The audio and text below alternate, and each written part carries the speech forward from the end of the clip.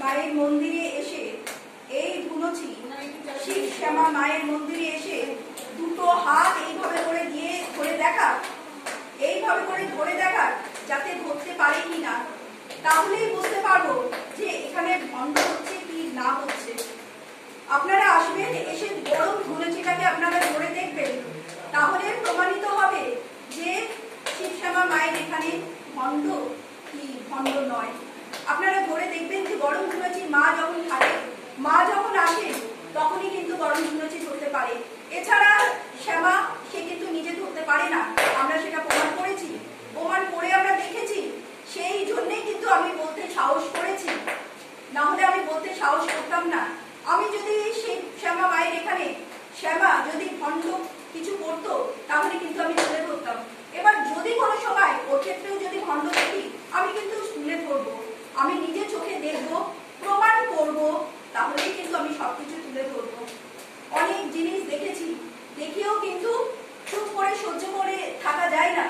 মঙ্গলার ভণ্ডামি, অনেক কিছু সমস্যা হচ্ছে, ঘট নিয়ে সমস্যা, অনেক কিছু, ঘটের মধ্যে কি আছে সবকিছু সবাইকে দেখুক, ওইখানে অনেকেই জিতে দেয় না। কেন?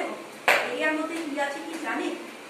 অনেকেই অনেক কিছু জানতে পারছে না, কিভাবে করে ওখানে কি আছে। সবাই বলছে যে মঙ্গলা খুবই ঠাকুরকে ভালো করে পুজো করে, একদমই না।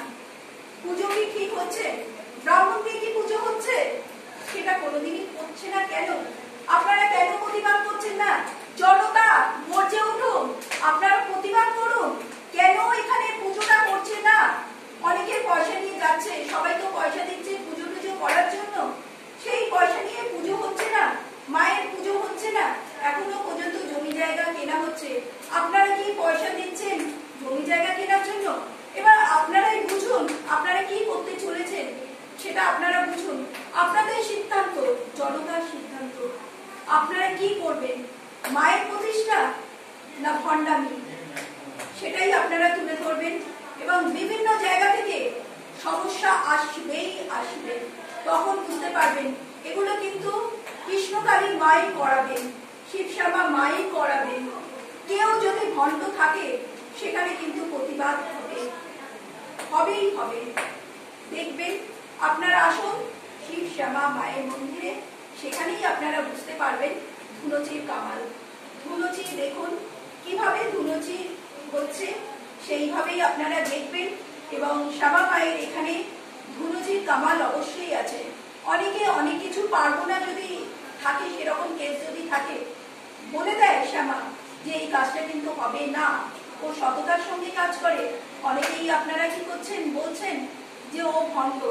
একদিন এই ভণ্ড কথাটা বলছেন, তারা প্রমাণ পাবেন যে এটা ভণ্ড নয়, তখন তো আপনারা বুঝতে পারবেন তাদের কাজ। এটাই তো বোঝার ব্যাপার আছে।